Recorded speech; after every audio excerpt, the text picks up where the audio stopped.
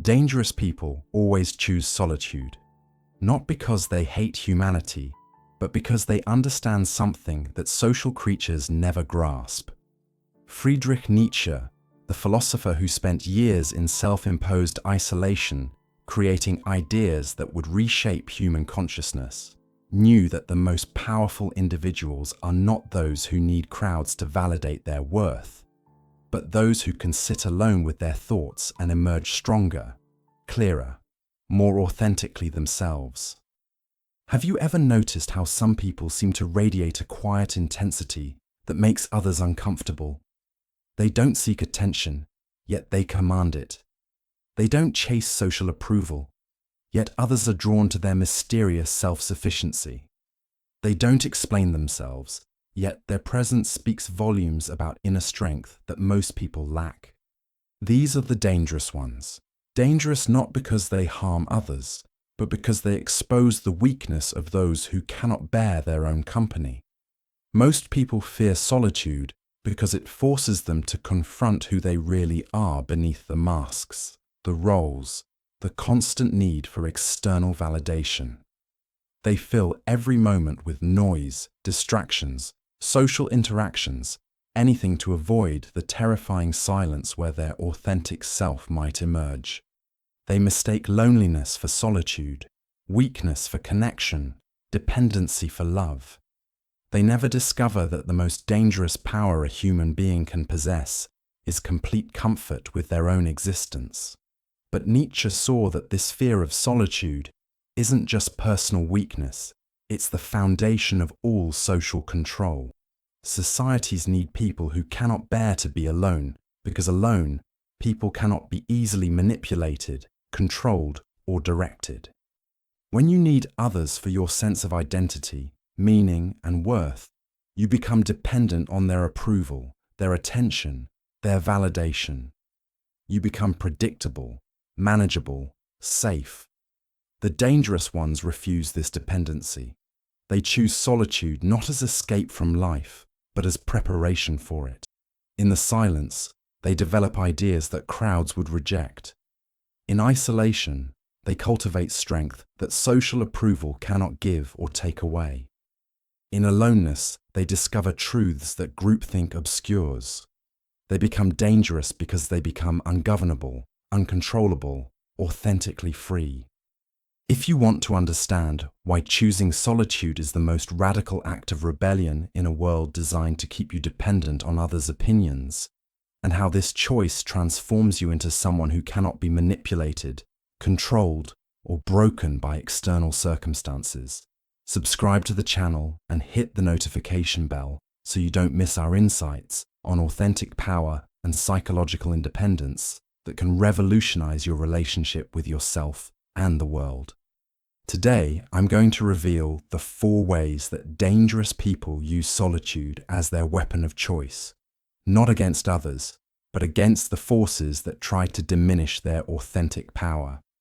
These aren't just philosophical concepts, they're practical strategies for developing the kind of inner strength that makes you psychologically untouchable and quietly intimidating to those who depend on conformity for their sense of security. But I have to warn you, embracing this level of solitude requires confronting aspects of yourself that most people spend their lives avoiding.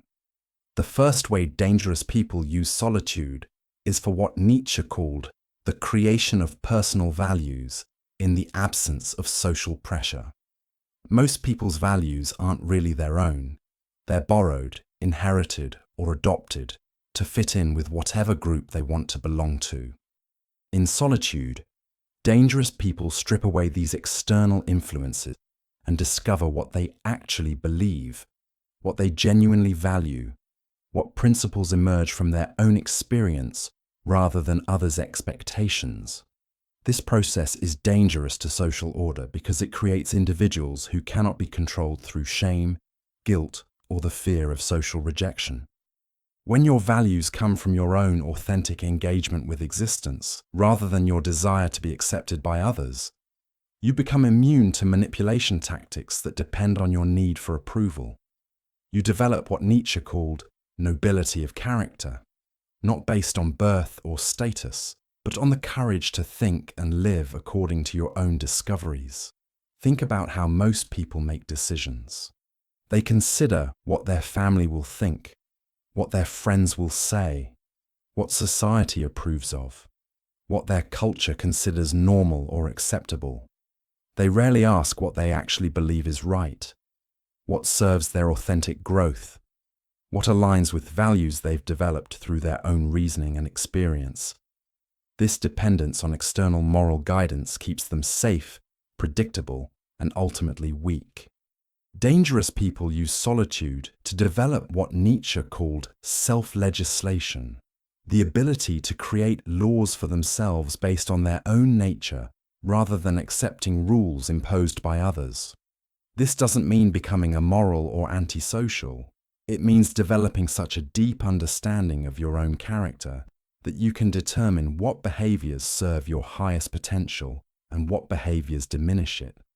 In solitude, away from the pressure to conform, the need to explain yourself, or the temptation to adopt popular opinions, you can examine your beliefs ruthlessly. Which of your values actually serve your growth and which were adopted to avoid conflict? Which of your principles come from authentic conviction and which from social conditioning? Which of your moral positions reflect your genuine nature and which reflect your desire to be seen as good by others? This self-examination in solitude is dangerous because it often reveals that many of your cherished beliefs aren't actually yours. They're hand-me-downs, inherited assumptions, unexamined adoptions from whatever environment you happen to grow up in. Dangerous people have the courage to discard values that don't serve them and create new ones based on their authentic understanding of what makes life meaningful.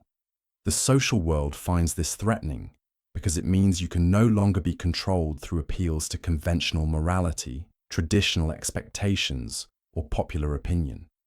When your values come from within rather than without, you become unmanipulable by anyone who tries to shame you into compliance or guilt you into conformity.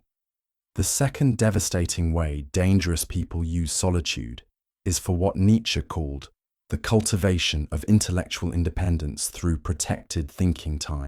Most people's thoughts aren't really their own. They're echoes of whatever ideas are currently popular, trending, or socially acceptable. They think in sound bites, react to information rather than analyzing it, adopt positions based on what their chosen group believes rather than what their own reasoning concludes. Dangerous people understand that authentic thinking requires protected time away from the constant input of others' opinions, the pressure to have immediate reactions, the need to position themselves socially through their intellectual positions. In solitude, they can examine ideas on their own merits rather than on their social acceptability. They can follow thoughts to their logical conclusions without worrying about whether those conclusions will be popular. This intellectual independence is dangerous to systems that depend on conformity of thought. When you develop the habit of thinking alone, without the influence of group dynamics, social pressure, or the need to maintain relationships through intellectual agreement, you often reach conclusions that challenge conventional wisdom. You see patterns that groups miss, question assumptions that communities take for granted, develop insights that threaten established narratives. Nietzsche spent years in intellectual solitude, developing ideas that were so far ahead of his time that they weren't understood or accepted until decades after his death. His thinking was dangerous because it was authentically his own, uncontaminated by the need to be liked, understood, or accepted by his contemporaries. He thought dangerous thoughts because he thought alone, without the moderating influence of social approval or the diluting effect of group consensus. Dangerous people use solitude to develop what philosophers call philosophical courage, the willingness to pursue ideas wherever they lead, regardless of whether those ideas are comfortable, popular, or socially acceptable. They ask questions that others avoid, examine assumptions that others take for granted, explore territories of thought that others find too threatening or challenging. This intellectual independence often leads to insights that make them uncomfortable to be around for people who prefer the safety of conventional thinking. They see through popular delusions, question sacred narratives, refuse to pretend that convenient lies are profound truths. Their thinking becomes dangerous because it's uncompromising, unmoderated by the need to maintain social harmony or protect others' comfort. In a world where most people outsource their thinking to experts, influencers, or whatever information source confirms their existing biases, the person who develops genuine intellectual independence through solitary reflection becomes a threat to the entire system of mental dependency that keeps societies predictable and controllable. Leave in the comments, have you ever had thoughts in solitude that you knew would be unacceptable to share in your social circles? How did that feel? The third shocking way dangerous people weaponize solitude is through what Nietzsche called emotional self-sufficiency, the development of inner resources that make them independent of others' emotional reactions, approval, or support. Most people are emotional parasites, constantly needing others to regulate their feelings, validate their worth, or provide the emotional energy they cannot generate themselves. Dangerous people learn to be their own source of emotional stability, meaning, and satisfaction. This emotional independence is perhaps the most threatening quality a person can develop, because it makes them uncontrollable through the emotional manipulation tactics that society uses to maintain order. When you don't need others' approval to feel good about yourself, you cannot be controlled through shame. When you don't depend on external validation for your sense of worth, you cannot be manipulated through praise or criticism. When you generate your own emotional stability, you cannot be destabilized by others' moods, reactions, or emotional states. Nietzsche understood that emotional dependency is the primary mechanism through which people control each other. The need to be liked, understood, appreciated, or accepted gives others enormous power over your choices, your behavior, your self-perception. When you eliminate this dependency through the development of emotional self-sufficiency in solitude, you become psychologically dangerous because you become psychologically free. In solitude, dangerous people learn to enjoy their own company so thoroughly that being alone becomes preferable to being with people who drain their energy, compromise their values, or require them to pretend to be someone they're not. They develop what Nietzsche called spiritual luxury, the ability to find richness, meaning, and satisfaction in their own thoughts, their own pursuits, their own inner world. This doesn't mean becoming cold, antisocial, or incapable of connection. It means developing such a strong relationship with yourself that your connections with others come from choice rather than need, from abundance rather than desperation, from strength rather than weakness.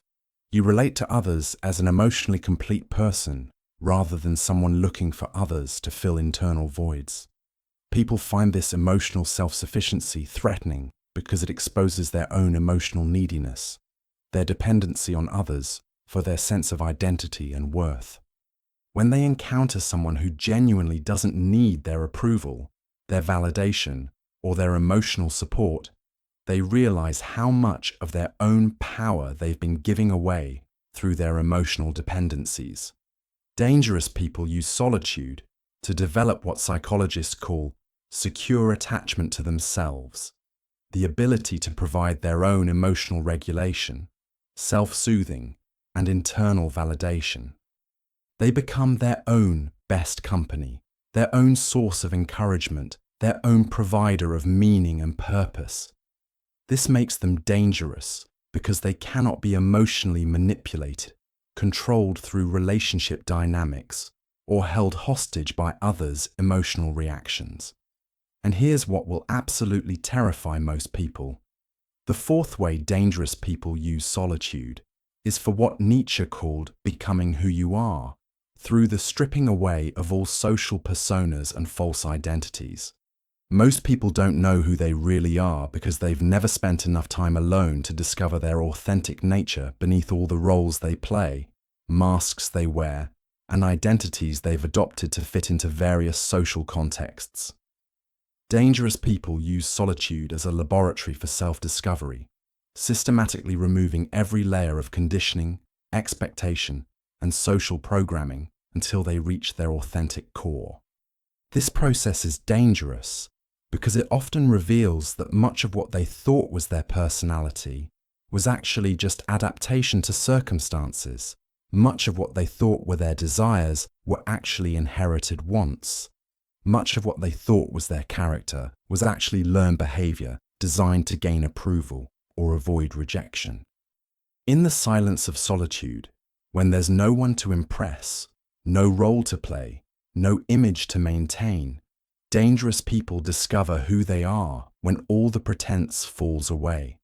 This authentic self is often radically different from the person they present to the world, sometimes uncomfortable for others to encounter, always threatening to systems that depend on people maintaining predictable social identities.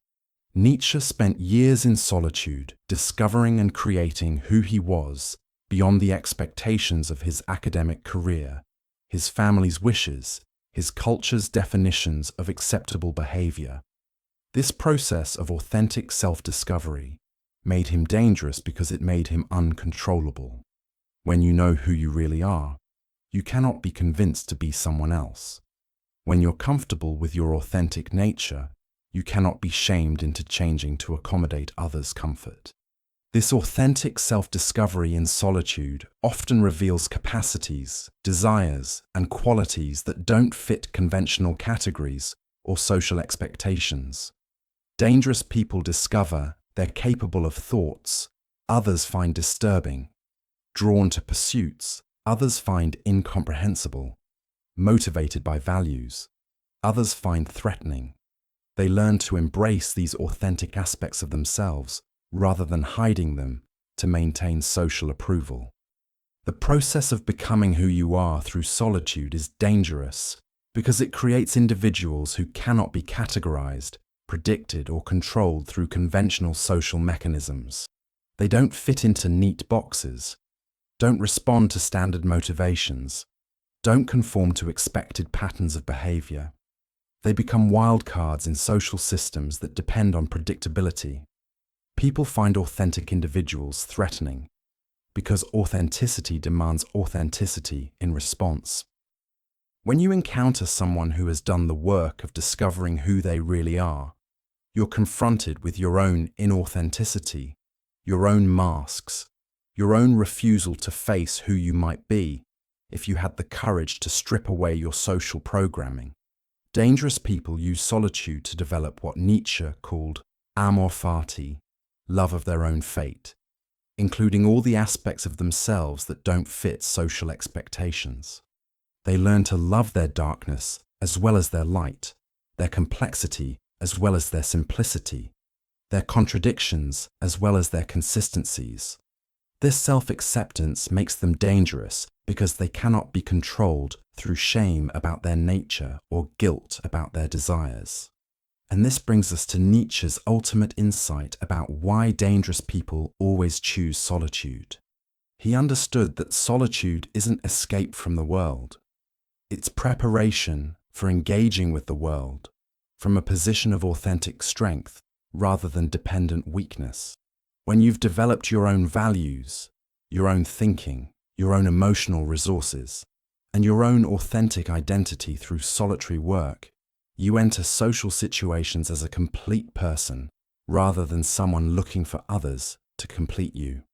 This completeness is what makes solitude-choosing people dangerous.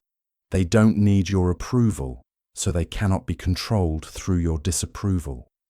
They don't depend on your validation, so they cannot be manipulated through your criticism.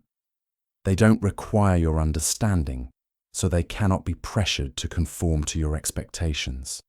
They engage with others from strength rather than need, from choice rather than dependency, from authenticity rather than performance. Nietzsche saw that this kind of dangerous individual is essential for human progress, because they're the ones who create new values when old ones become obsolete, develop new ideas when conventional thinking reaches its limits, pioneering new ways of being when traditional approaches no longer serve human flourishing. They're dangerous to the status quo because they're free from the psychological dependencies that keep most people trapped in conformity. The dangerous person who chooses solitude isn't antisocial, they're selectively social. They're not misanthropic, they're protective of their energy and authentic nature. They're not afraid of others, they're committed to maintaining the inner strength and clarity that can only be developed through regular periods of protected solitude. So choose solitude not as escape from life, but as the foundation for living powerfully. Use alone time to develop values that are authentically yours, thinking that is genuinely independent, emotions that are internally generated, and an identity that reflects who you really are rather than who others want you to be. This makes you dangerous in the best possible way. Dangerous to the forces that would diminish your authentic power. Dangerous to the systems that depend on your dependency.